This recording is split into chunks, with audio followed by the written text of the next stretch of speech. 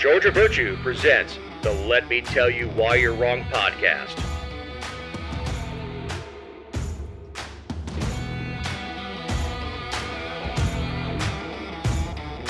This is episode 235. This week we have the Royal Rotisserie, Abrams floundering, a story update, the Hooker White Claw game, and businesses under fire. I'm Dave Roberts. With me is my partner in this endeavor, writer, journalist, dog mom, and owner of the GeorgiaVirtue.com, Jessica Szilagyi. Hello, Dave. Howdy. How was your week? It was interesting. How was your week? Interesting. It was interesting. Rainy, but that's been the theme. It never stops. It is ugly all the time. Like every day it just rains at least 30 minutes. It's gross. It's humid. The mosquitoes are horrible. It's awful. I would never make it in Seattle. Never. You would never make it in Seattle? No, for a lot of reasons, but particularly the weather. Well, you get on the other side of the mountain range and it's dry. It's a desert. I don't care. I don't like the rain. I don't like the gloom. I like sunshine. So what you're saying is you want to live in San Diego just without living in San Diego. It's actually cold there. I like sunshine and warm. Cold in San Diego? I mean, it's 83 and sunny. Ugh. It's just 0% humidity. I was, sometimes, yes. But I was born to live in, like, the Avocos. The Greek Isles. Yeah. So you're mistakenly born in this country where you should have been born somewhere tropical. And mistakenly with brown hair.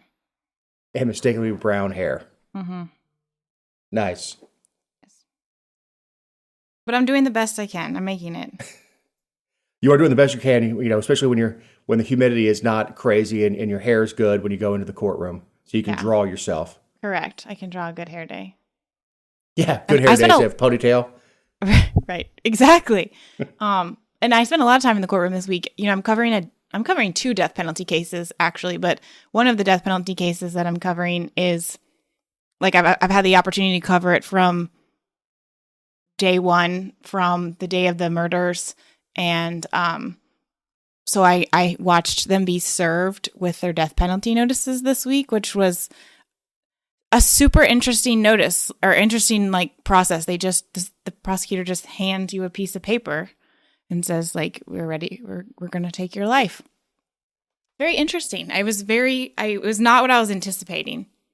Well, yeah, you expect some pomp and circumstance. I've heard the same thing about a death warrant. That it's basically a little sentence, this, you know, with check. Then there's a line at the bottom to handwrite something in. You handwrite death. Mm-hmm. Well, and from what I understand, I was talking to an attorney sitting at a bar naturally.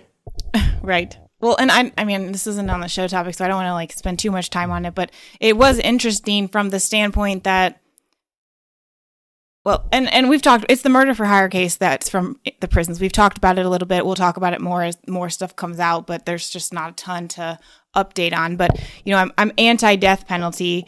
I don't support it. But like this, where we are, in Bullitt County and in the Bible Belt too, and in Tattnall County where this is happening, like we do use the death penalty sparingly, and we have saved it for the most egregious and like beyond, just beyond what, not that any murder is okay, but beyond just your typical like drive-by shooting of a fellow gangbanger or something. Like that's not what this is. And, it's definitely challenged my ideologies on a lot of things because of the extreme nature of literally like every fact of the case. But it's just interesting. Like you expect reaction from people and from human nature. You would think that people would react when they're told that the government is not only prosecuting them for X, Y, and Z, but also that the end goal is to make sure that they stop breathing. I feel like most people would react to that. And when they don't, it's kind of the reminder that that's why they're trying to make sure you take your last breath, because you're so stoic. There's nothing inside of you to react, you know? Yeah, and look, if regular prison didn't work for him before, just leaving him down there, he'll be back selling cell phones and drugs again. Well, and regular prison doesn't work for a lot of people, but they're not sitting behind prison walls orchestrating deaths on the outside. And I think, and of course, I mean, again, it's not on the show, but that's a Department of Corrections issue, that it wasn't secure. But right, yeah, we shouldn't be killing people just because DOC can't keep control of their own prisons. Yeah, I agree. But then at the same time, it's like, beyond that, like let's just say that DOC was doing everything that they can. We know that they're not, but they were doing everything they could, and they just truly couldn't secure. Like, the fact is that these people are not isolated from the outside world, and you don't know where you can put them to protect the outside world. And that's why we put people in prison, because we say they're too dangerous for society. So if you can't put them in prison because they're still too dangerous for society, then I think, I don't think the death penalty doesn't deter people. We know that. And we know that it's not really a form of punishment, because some of these people want to die anyway. So like in this situation, it's because we truly don't know what to do with him, other than what do we do? Strip them down and put them in like a clear hamster box and observe them 24/7. There's really no other option. That's why they're doing this. It's crazy. It's wild. The other thing is, I doubt there will be a deal. That's an interesting question, because it's a question that I've had. I'm like, what if they decide to plead now, right? Like, obviously they've all pled not guilty so far, because the case hasn't been all laid out and everything, and there's still a lot to happen. I know in Effingham, with the case where the children were found buried in the backyard, there were parties to that were charged and were facing the death penalty, and they took a plea to avoid the death penalty and got life without parole, or were promised life without parole, when sentencing time comes. But it's I'm not sure the state in this prison case, I'm not saying this because I know anything, I'm just saying I'm not sure that they would even consider that, which is an interesting concept, because is that unfair legally when we allow everyone else the opportunity to plead? Not if you're already serving prison. Yeah. No, I mean, I'm not saying it is or isn't. I just think it's an interesting. Even if the state loses the case, the guy's still in prison. Yeah, but only till 2027. One of them. Yeah. On the other side, with these other cases of the horrible case down there in Effingham, the children that were buried, tortured, then buried. Yeah.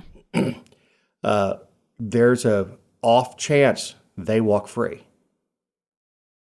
So why not lock it down? Save everybody a bunch of heartache, save everybody a bunch of money, and you're never going free. You're spend the rest of your life in prison. I mean, it's the death penalty. Just takes a much longer time than getting the injection, and it costs us a fortune. And in that case in Effingham, I mean, if that father, the other people are a stepmother, a step grandparents, a step uncle. If that father went to the Department of Corrections, I don't think he would last very long. I mean, they talk about how, I routinely hear stories about how terribly child molesters are treated in prison. I'm not going to say anything is worse or better than any other crime, because we're talking about children. But when the consensus is that when those children finally died, that was the peace that they deserved because of how awful their life is. I mean, that guy's not going, even the worst pieces of crap in prison hate people who F with kids. Right. And if we put him in the Department of Corrections, they would eradicate the problem. When we put him on death row, he's going to live in a single cell for the rest of his life until he dies, and we'll pay for it. Yeah, and that's the only thing with the Weeks thing that would be advantageous is that he would be in a cell by himself for the rest of his life and wouldn't have access to cell phones and be able to create crimes on the outside. But hell, I don't know. I don't know. I'm not a prison expert. I've never stepped foot in one as a visitor, guard, or as an inmate. Yeah, I don't think I'm going to get the opportunity to tour any of ours after all of the hell I've raised about them, but, You know what? When the new warden comes in, he should welcome you. Let me show you the changes I'm making. Let me show you how I'm better than my predecessor. Yeah, I mean, I agree with you, and that might not be an issue. I think the problem is more up top, like Timothy Ward, the commissioner. I mean, I bust his ass every time I get an opportunity because, I mean, we're all just sitting around here wondering how you have a murder for hire scheme, plotted and executed from your prison, and the warden is the same. Like, that just makes me furious. Well, that's a long introduction, but yeah, it was important. You covered that all week, and that was good stuff to get out. We don't really have a story on it because there's no resolution yet. It's ongoing. Well, and one other thing, like the saddest part about all of it is that it was kind of cranking along, and of course, like I said, we don't know what the other option is. Like I literally don't know what you would do with these people. But now that there's a death penalty case, like everything comes to a screeching halt. Like we slow down and we go so slow because of all of the Supreme Court precedent and all these things that we all support, constitutional rights and everything. But like the court system's slow enough, and now we're going to be talking about this for the next 3-4 years. Right. So. Well, the big news last week, Queen Elizabeth II is dead. Yeah. Rest in peace. But are we supposed to care? No. We stopped caring in 1776.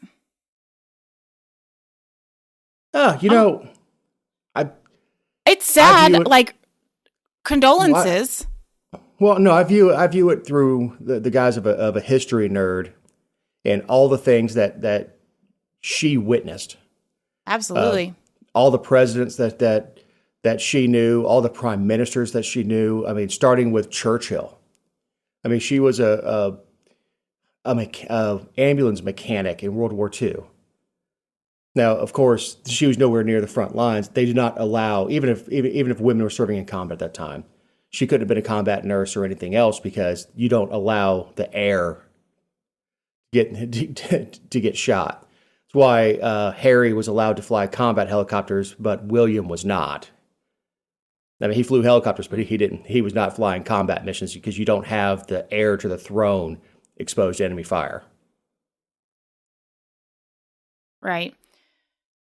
But note here, due to British colonialism, King Charles III is now the monarch of 14 countries in addition to the UK following his mother's death. Yeah, did you know that Barbados removed Queen Elizabeth as their head of state last year? I didn't. Me either. I mean, I'm not terribly entranced with the royal family. I've never been. And like from the history standpoint, I'm with you. Like I think that's fascinating and just how from like a government operations standpoint, it's so unique, but the whole like utter devastation over a figurehead and a head of state, first of all, as a libertarian, is like really, really hard for me to comprehend because I'm like, why do you want to be ruled? Why do you worship? The best form of government as far as a libertarian goes is a benevolent dictator.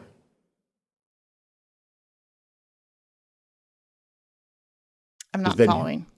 That is according to the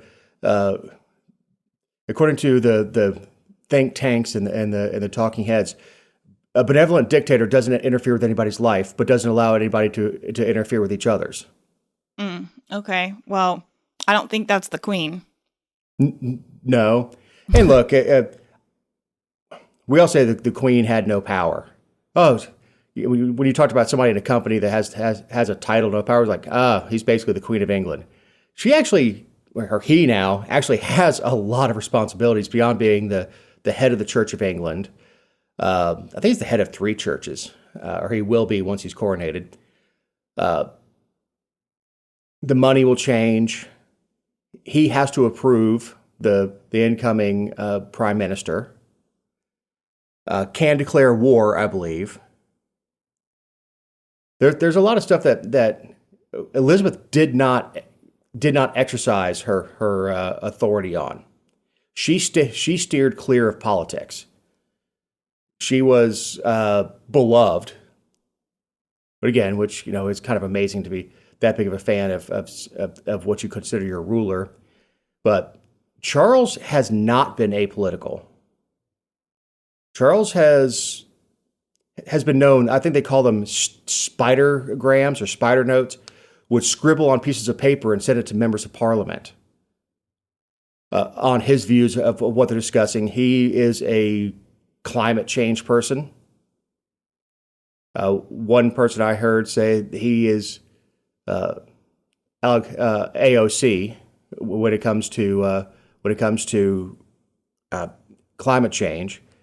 And we already saw that last week the incoming conservative, and I put air quotes around conservative, prime minister was putting restrictions on the energy sector as far as fracking goes and things like that. I mean, a day after she was accepted as prime minister by the Queen, she's already trying to end fracking after running as a conservative.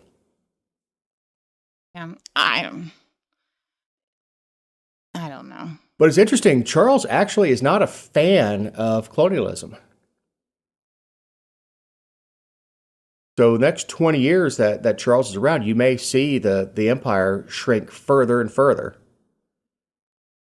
That won't make me like him, but that's a nice gesture. Well, no, I mean, I don't like him for the same reason most people don't like him. And that would be his queen consort, Camilla. Yeah. And we all, I mean, everybody loved Diane. I remember the crash. William is 5 years younger than I am, so if you kind of put where I was when that happened, but even at a young age, I was aware of who Princess Diana was, and she was the people's princess, and all that, and beautiful. And then you look at Camilla, and it kind of shows you that love is blind. Unfortunately, it's also dumb. What? Nothing. We were talking about it before the show, about the whole divorce thing and why he went with Diana over Camilla back then, and it's just all so disingenuous, and then to never even have the admissions, and it's just that's the thing, that's the part about the royal family that is just the secrets and the which is true of our equivalents of royal families here. I mean, my lord, look at the Kennedys. But well, the same thing goes for any wealthy family. I was going to say is, there's a new special on the Hammers, on the secret life of Army Hammer, and the sexual stuff that went on. But apparently they are putting out. I haven't watched the specials yet. That the abuse that these women are talking about was deep-seated in the family, that this goes several generations with them being just nuts. But these were all Hammer family secrets that you didn't. I wouldn't know what it's like to grow up as a Hilton. But yeah, we all have this kind of curiosity about growing up royal. Well, it's fascinating, and the idea of a princess, and we all saw William and Kate's wedding and just the hoopla around that, but and I if people want to watch that and engage in that formality and all that, that's totally fine. But our president ordering our flags at half staff for the Queen is something I'm not going to honor. Yeah. Inappropriate. I think so too. But this Elizabeth also was the queen that did something that has not ever happened until this date, which was, I believe, September 12th. 2001, where she had her royal band play the Star Spangled Banner to, in sympathy with what happened the day before. I think it was the day after. And I can appreciate that, but I mean, and I'm sure there were a lot of Brits who were like, no, we're sorry this happened to you. We're really and we're your ally. We'll back you, but you don't. The Queen doesn't order the band to play the Star Spangled Banner, right? And not only a poem written about beating you in the second time. It was the War of 1812 that was about. I mean, well, and then just the perspective of what what the flag is and where it originates from too. I don't know. Like, that's one of those things. I also think we've gotten into the habit of over lowering. I mean, we lower it for everyone. I agree. Every shooting,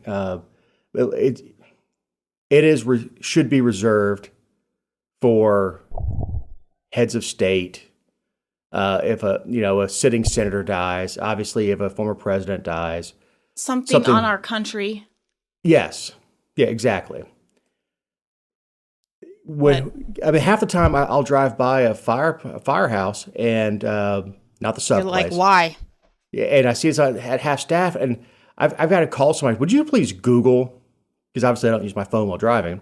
Would you please Google why the hell the flags are half staff today? Like, oh, the former ambassador to Lithuania died. I'm like, okay. Oh, Godspeed. So, governor's race is still trending, not much of a race, in quotes. Yeah, I saw the headline from the New York Times, and which interesting piece to be. I don't know if they did this to kind of like light the fire under Democrats and shame them a little bit, or what the purpose was, but saying that Democrats are fretting as Stacey Abrams struggles in Georgia governor's race. I mean, if you remember back in 2018, they were telling us that she was bound to win, and they would have never put out an article that said she was struggling, ever. She's putting up really crap propaganda. Her product she's putting out is crap. The stuff she's hammering Kemp on, and I think she's backed off of it, but was reopening schools and doing away with mask mandates and opening businesses back up, and everything that everybody says is right about what Kemp did over the last 2 years, and that's what you're going to hammer him on. I mean, it's ballsy. Well, and Democrats might agree with her, but Republicans don't, so she's not going to win any votes there. And moderates don't. Like, moderates wanted the kids back in school. Most independents realize, even if in the beginning they wanted kids home, they realized quickly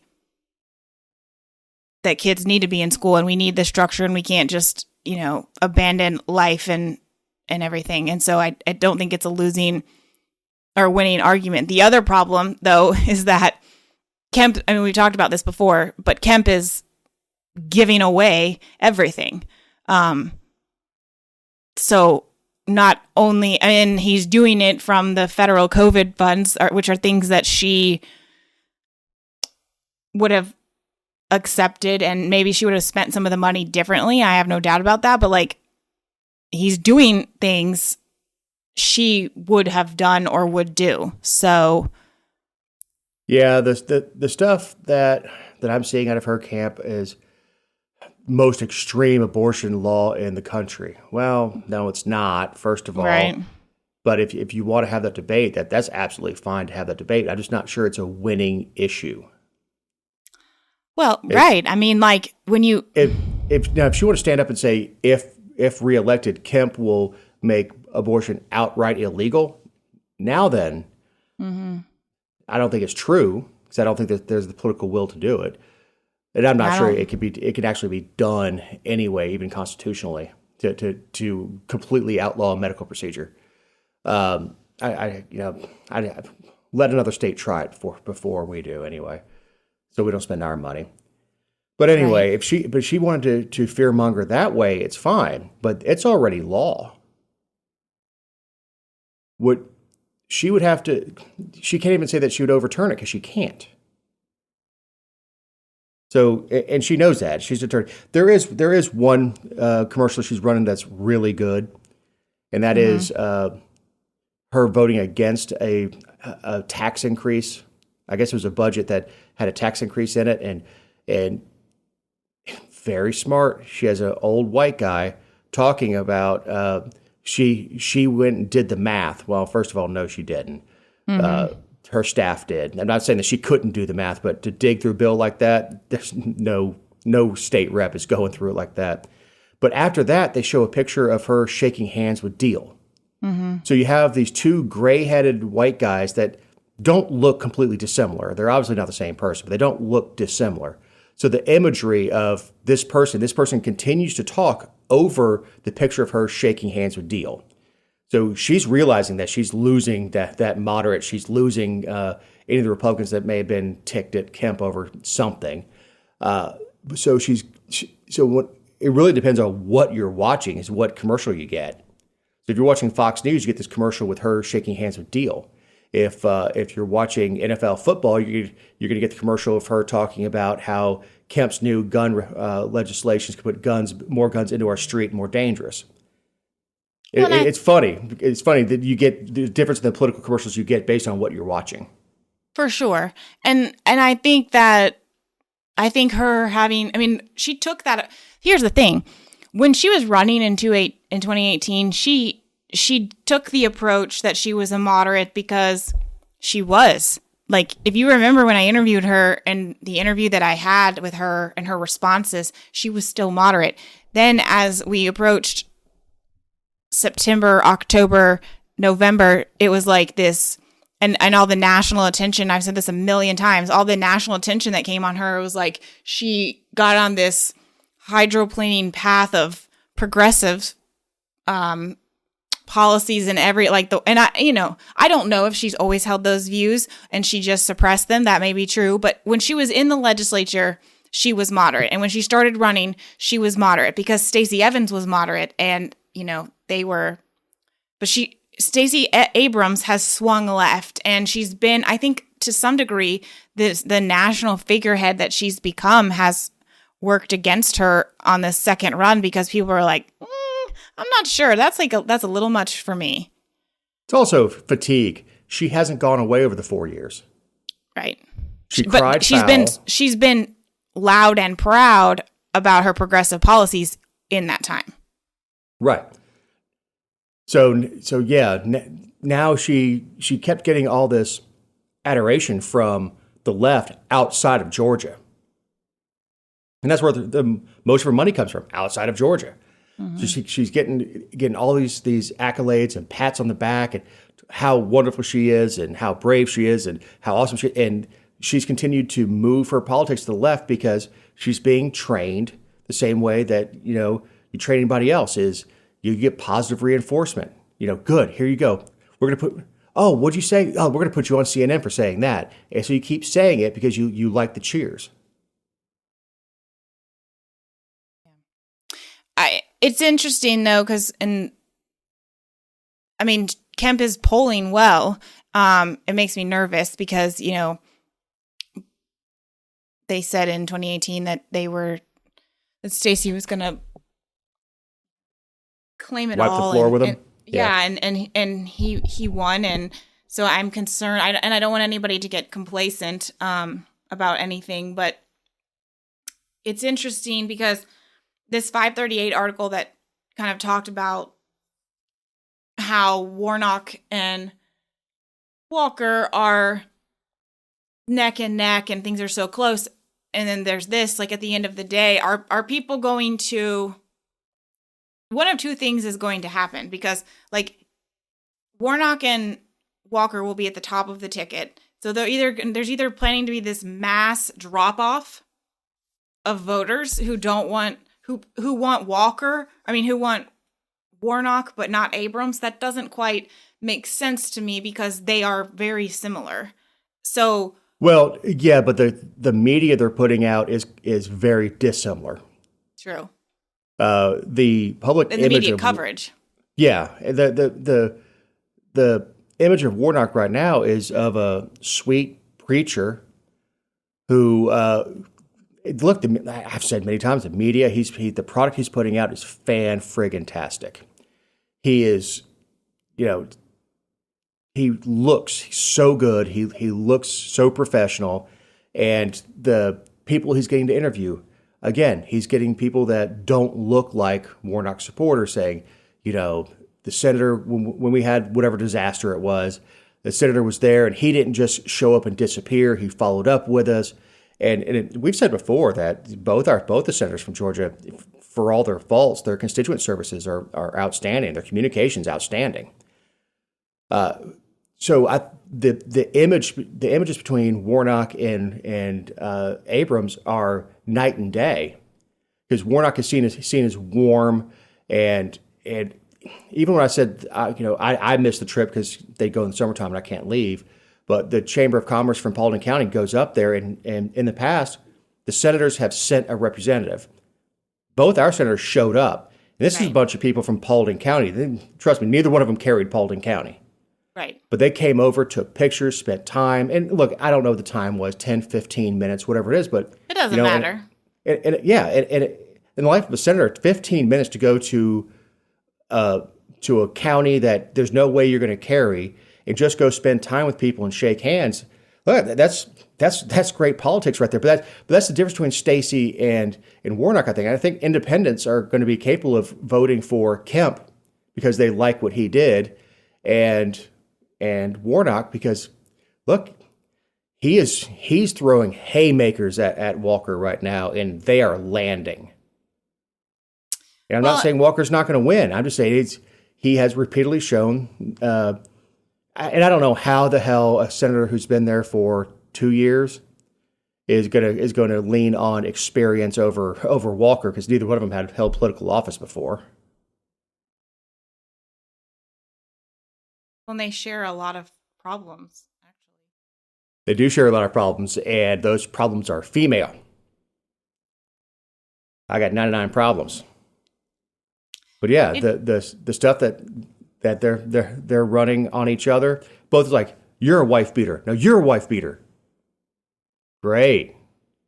Wonderful. Well, and we talked about it way back. I mean, you can be concerned about Herschel Walker's mental state, personality disorder, or however you want to classify it based on where you're getting your news, but that's a hard thing. I mean, we talk about like normalizing conversations about mental health and not attacking people and ostracizing people for it. And I believe that that's like a true, I mean, Ossoff and Warnock have backed some mental health legislation from everyone, from people like us to law enforcement officers to VA stuff since in their short tenure. Is it political? Probably. But I mean, they have been backing that. And so it's a hard transition to attack Walker over that. It is. It's tough. Now, if you want to attack Kemp from the Republican side, you can say we wouldn't have Raphael Warnock if Kemp had appointed somebody competent to take over for Isaacson. Well, you could, I mean, we have never blamed Isaacson, and I think that is so irresponsible on our parts because... Oh, you have? Well, yeah. No, absolutely you did. I remember on the show you did. You came out and said... I'm sorry Isaacson was being selfish by running for that last term. Absolutely. Like, there's so many of these problems could have been avoided, but no, Kemp certainly didn't rise to the occasion and present the best of the best by any means. And so no, he was checking boxes. And I was so worried when Dick Donovan stepped down that Kemp was going to come up again and start checking boxes with the fill-in, the temporary DA, and he didn't. He went with the political wins out here, which was appoint Rollins, and Rollins is running unopposed. And once that happened, Kemp went ahead and made him permanent DA. But a lot of us out here were worried that Kemp was going to go try to check more boxes instead of appointing this younger. I say younger. He's younger than I am. Younger white man into this office, And fortunately for us, he took experience as the lead DA, as the lead ADA to take over as the DA. Yeah, but that's been Kemp's problem all along. Is he's tried to play that game. He's tried to out-Democrat the Democrats. Mm-hmm. Yeah, it's going to be really interesting just because the ballot works like a funnel. It doesn't work like a mountain where more voters come out as you go down the ballot. It's a funnel, and oh yeah, it is. Yeah, the inverted triangle is people who will go and vote for the top one or top two or three that they know something about, then leave the rest of the ballot. I mean, we know this from voting numbers. When you look at the totals of any precinct, when you see that the votes for president are 5 times that of your of the total commissioners of that precinct. Which, I mean, just in the interest of spiking the ball, should have given Casey Cagle some indication that he was never going to be our governor, because his drop-off from Nathan Deal and everyone else was always significant. But nevertheless, he ran for governor, and he lost in 157 of 159 counties. Yes. Hope you're doing well, Casey. Hopefully he learned to tie his shoes. Or got Velcro. Or have Velcro. But yeah, and look, this is not a bad thing that it's the inverted triangle or the funnel, as you put it. Not a bad thing. These are people that know who they want to vote, don't know what's going on locally, so they don't voice an opinion. So this is not bad. Lower voter participation is not bad. That means people with an actual opinion, people who tend to be more informed, are voting further down the ticket because they're not just voting R&D. If you want to confuse the hell out of somebody, let them go to a municipal election that is nonpartisan. You want to see those numbers drop off, like voting for judge where it doesn't have a party on there? You see those races skipped all the time because there's no R&D for the sheep to go and follow. I know I'm kind of a dick. So you have a quick update. Oh, yes. So last week we talked about denial of HIV drugs, and per usual, or they listened to the show and didn't take our advice. I think we had come to a consensus that forcing any business to provide anything was wrong, and that this federal judge voided the ACA rules requiring employers to cover HIV prevention drugs. But they went with the whole basis of the Christian company opposing homosexual behavior. And I just can't, it's been 10 days since I first read the story. I still can't come to terms with the dumbassery of associating HIV exclusively with homosexual behavior. And now if I were to sit down, I'm going to read the entire 42-page decision. Mm-hmm. Right. No, we got into it last week. Yeah. Straight people get AIDS. Gay people get AIDS. Babies get AIDS. How about that? How about people are at risk for so many reasons. I mean, and what it is they don't want to provide, they don't want to be forced to cover that drug under their insurance plans. It's also expensive. So from a practical standpoint, it's expensive. It's also expensive to treat HIV. So, like we said last week. It is, and it lasts forever, at least for the rest of your life. It does. So this will also cover things like contraception, screenings of STDs, screenings for the HPV vaccine, because, that could apply to premarital sex and stuff. And, I guess you could look at it from the standpoint that an employee doesn't have to opt in. They could go and get their own insurance. They could have all these things. I still believe all those things. Of all the hills to die on. You picked calling HIV a homosexual disease, and And then the judge doubled down. So the argument is that we don't want you to be forced to pay for preventative care for homosexuals, but we will require you to do it for heterosexuals. That's essentially what they've just said. Well, here's the other thing is there's a racial component to it too. If you want to throw that out there, is HIV is more prevalent in the African American community. Sure. So that's a great point. If you want to throw that out there, there you go. Look, I don't. It's just stupidity.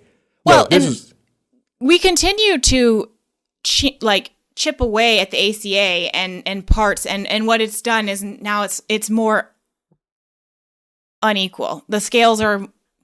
I mean, that's all we ever do. We won't just repeal it and say, do what you want as a company. If you want to provide something, provide something. If you don't, you don't.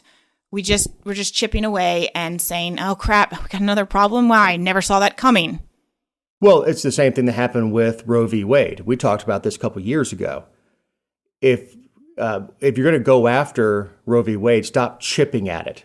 Mm-hmm. Go head on.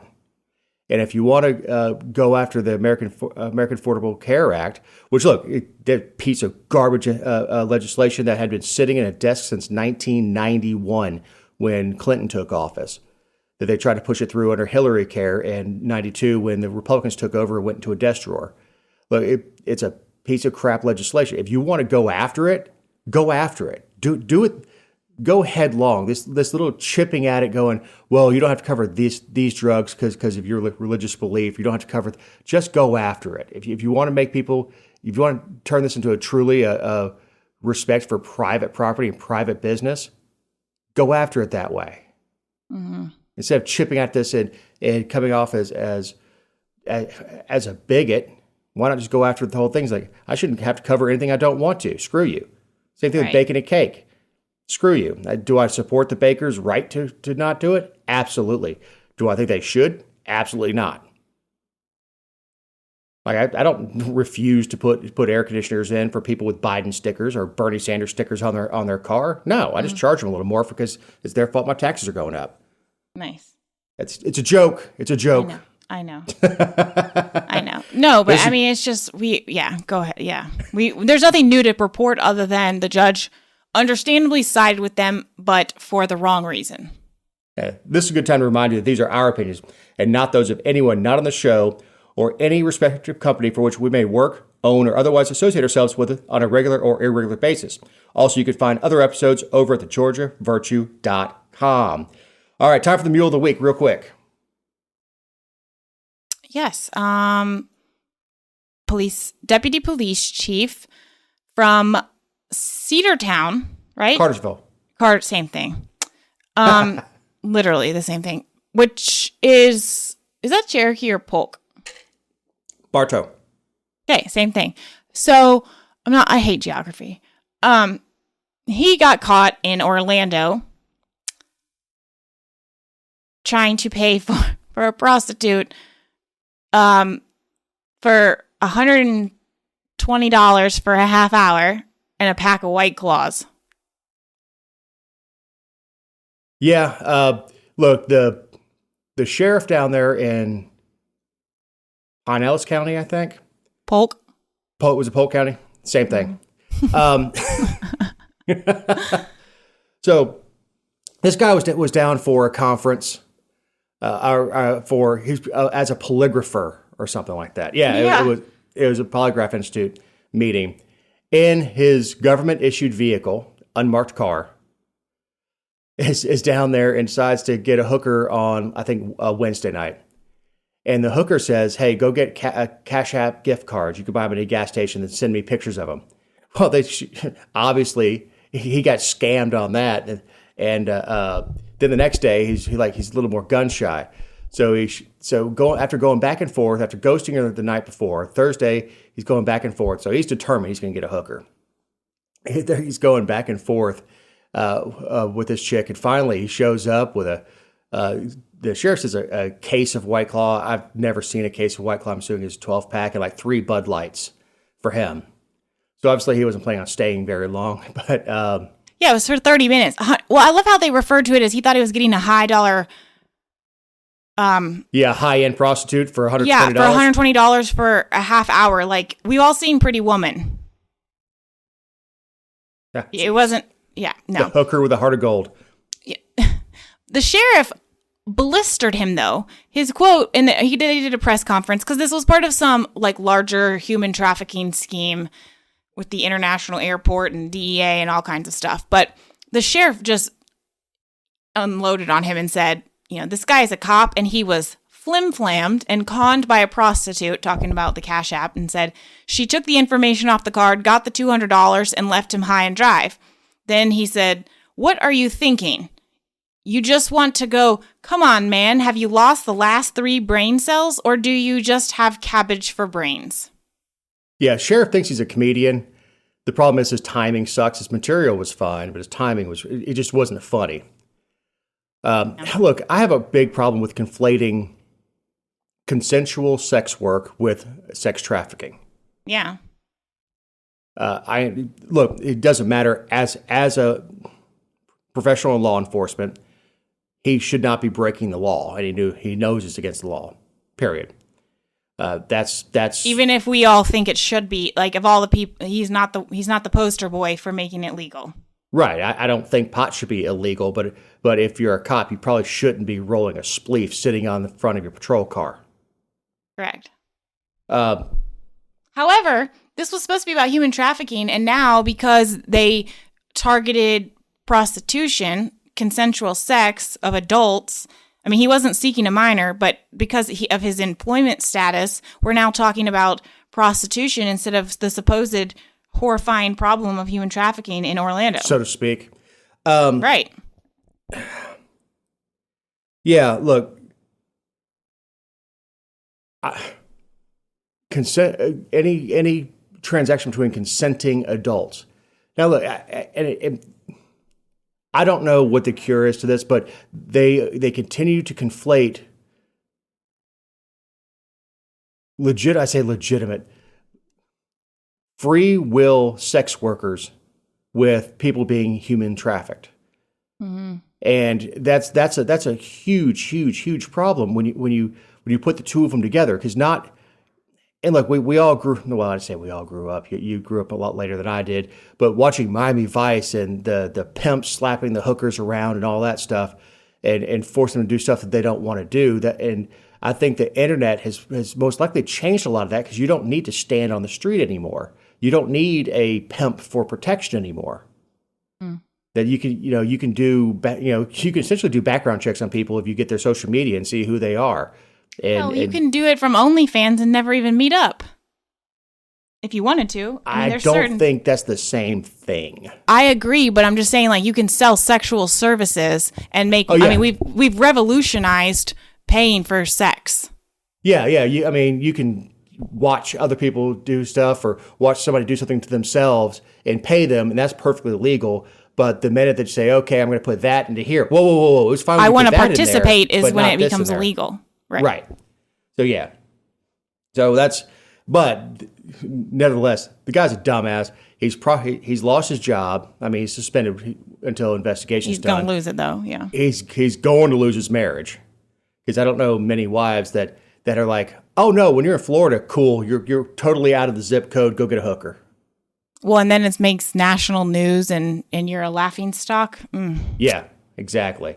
And I guarantee you, they go to church every Sunday. And she's going to have to go back into that church and face everybody who just saw her husband on the national news.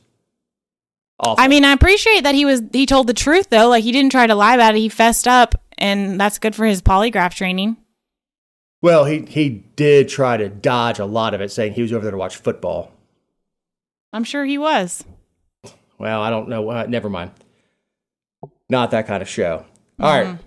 We're going to blow through a couple stories. Labor union censored censored report criticizing Microsoft's military contracts. It was an ugly week for big business last week. That's crazy. It's absolutely. I mean, I wouldn't expect more ethical behavior from a labor union, if we're being honest. Yeah, but wouldn't a labor union want to get the most work possible to put their members to work so they can make the $50 an hour or whatever they demand? I I look. I'm not, obviously I'm not a fan of big labor. Mm-hmm.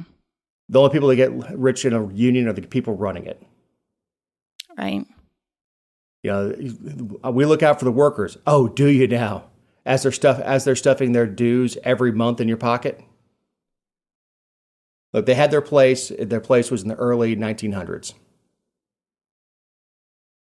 Well, baseline, I mean, the baseline advocacy of, if you read The Jungle in school, I mean, we're talking about baseline working conditions and things like that. Sure. But we've totally we've destroyed what the purpose of a union is for. But we did revolutionize labor in the entire world. Yes. As the standard, because the other places in the world, it's still standard to put 12-year-olds to work in mills. And we revolutionized that. In other places in the world, it's 18-hour workday is not unusual. So all that's been done. Unions now are about lining pockets and taking political sides. Mm-hmm. And influencing elections. So AT&T must stand trial on rare SEC enforcement action, accusing the company of giving non-public information to analysts at 20 Wall Street firms. So there's a regulation that bars public companies from disclosing non-public information to parties outside the company unless it also discloses that information to the public. So like they can't selectively choose who they release this information to. Reportedly, AT&T violated this, but the argument is that like they never enforce it, and all of a sudden the SEC is enforcing it against AT&T, and that's not fair, which is kind of funny in itself. But the SEC is suing AT&T and three of its, I guess, directors on their investor relations part of the company. And this goes back to 2016, which again shows you how slow the federal government moves on anything. I mean, 129-page opinion on how they've gotten this far, because they say that it could have altered their estimate, or the revenues by like $1 billion. Well, it's also a way of manipulating the market. If Sure. you tell these analysts that, hey, listen, this is what's coming up for AT&T, either it's going to shoot the price up, and all these directors obviously have stock, or they know the price is about to go down, so they want to acquire more stock, as release information like, hey, things aren't going so great in our direct TV sector, and cause the price to go down so they can gobble more up. So yeah, absolutely, it's dirty pool. It's absolutely dirty pool. But it is interesting that it took 6 years to put together. And they're the not evidence. even, they just filed the suit. Then there were like motions for summary judgment from both sides to kind of get rid of it, and those were denied. So now it's actually going to be litigated in an open court. But if it's wrong, if they're, well, it's so convoluted, the SEC, and the way that we like monopolize monopolies under some circumstances and endorse them, and then and the way we enforce some rules for some companies. If they're letting other companies slide, that's totally wrong. No, right, absolutely. We all get equal protection under the law. You don't get to do disparate treatment. Now, just because this is what they catch doesn't mean you have to catch every crime to be equal. It just means that if other firms are doing the same thing, you need to be looking at those guys too. I don't know why AT&T specifically was doing it, other than maybe they did it blatantly. Look, it'll settle. It always does. It'll settle with some fines. We'll hear about the fines, and then it'll just go away. And AT&T, Ma Bell will be just fine. Oh, for sure. Too big to fail.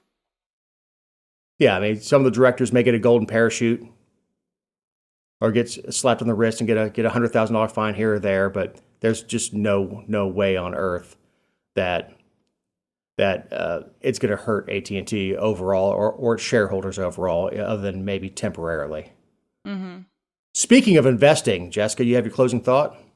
Yeah, so I love long form articles. I love investigations on Mother Jones and The Intercept and The Atlantic, even if I don't agree with them, if they're about, prisons and policies and immigrant, I love reading that kind of stuff. And this last week, there was this really just bottom of the barrel article about how much money Marjorie Taylor Greene has lost on Trump's Truth Social company. Because, his whole plan behind it was to raise money and fund it that way, and get things going. And the article said that he was severely limited on getting funding because of his, quote, bad reputation with lenders. However, I'm not sure how accurate that is, but they don't even know how much she invested. They said that she was somewhere between $15,000 and $50,000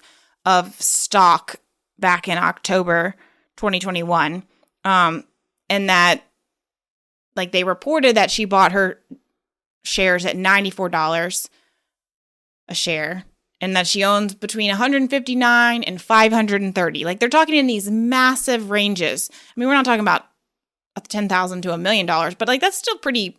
So then they go on in this article and talk about how, if she had $50,000 worth of shares, they'd be worth only $12,000. If she didn't, she could, the least amount that she could have lost would be $3,700. I mean, Marjorie Taylor Greene is a Trump backer. Marjorie Taylor Greene supporters are pretty unwavering. I don't think any of them care. I also think people are like her are smart enough to know that investments are risks. Well, I would think the backlash would be much worse if she made money on it. That she had some sort of, she's the only person in Congress making bad investments.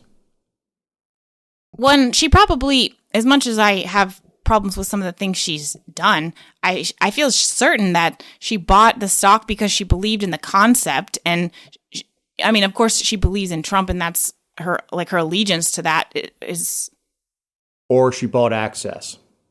Well, yeah, but I believe that she believes in the idea of an alternative to the social media that we have, because we've talked about how she's been punished by that social media. So, but who cares? She's the only person in Congress that we're talking about when she takes a loss like that. Right. Look, I don't know what her end game was. When I say bought access to Trump. Yeah, for sure. Is I put $50,000 into your company. I expect your blessing, and of course she gets it because she's a blind Trump supporter. It doesn't matter if he came out tomorrow and said "Hail Satan," she'd be like, "Okay, well, let's get rid of the cross in the house." Mm-hmm. I mean, she's a blind follower. And look, the $50,000 she lost is not going to put her in the poorhouse. No. It's just not. I believe her daddy started the company that her husband runs now. It's very successful, Taylor Construction. It's not, and we're not talking about Trump level successful, but they do very well. It's not $50,000 always stings. That doesn't matter if you're a billionaire. If you lose $50,000, it stings. But it's not the end of the world for her. Also, if she invested $50,000 and walked out with $1 million, that would be something I'd want to look into. But her losing money, meh. Yeah. It happens to me too. I make bad stock bets too, on a much smaller scale, thankfully. So last week, Thursday night last week, and look, we would have carried the story, but the details were still very, very, very sketchy when we recorded. But there was two deputies in Cobb County were shot and killed. What they called an ambush, and it doesn't sound like an ambush to me. Anyway, horrible situation. Horrible. These two guys lost their lives. They're leaving wives and kids and for serving warrants. And it was a warrant for failure to appear on theft by deception. So I'm sure they had their vests on, but they weren't going in all swatted up and kicking the door down and throwing flashbangs. They went and knocked on the door. And the information that I have right now is public. It's from the last news conference that I saw, which is they were going back to their car when the suspect pulled up to the house and then shot him. Standoff ensued and all that stuff. So, but anyway, there's a news conference. It was going really well, as well as it can. You could obviously see the sheriff's hurting. He just lost two deputies. He's got 5 or 6 other sheriffs behind him, including the sheriff from Paulding County, Gary Gulledge, who's a great guy, all standing behind him. And then he closes the news conference out. I'm watching this like 1:30 in the morning, Friday morning, Thursday night. And he goes, "We've got to do something to get these guns off the streets." So everything that Sheriff Owens did that was legitimate during that entire press conference was ruined by him wanting to make using the death of his 2 damn deputies to make a political point because he is against citizens being able to arm themselves. On the night of their deaths. On the night of their death. The bodies haven't even made it to the morgue yet. They're still showing the live coverage of the ambulance being escorted by a bunch of police cars and sheriff's deputies' cars, and he's making a political point.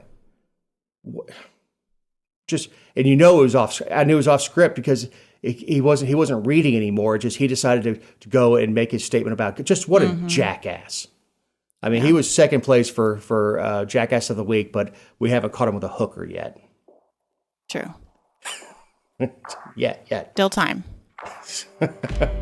So, for Jessica Szilagyi, my partner in this endeavor, for Eric Cumby, our editor who takes awful audio, makes it something you can listen to, I'm Dave Roberts. Have a great week.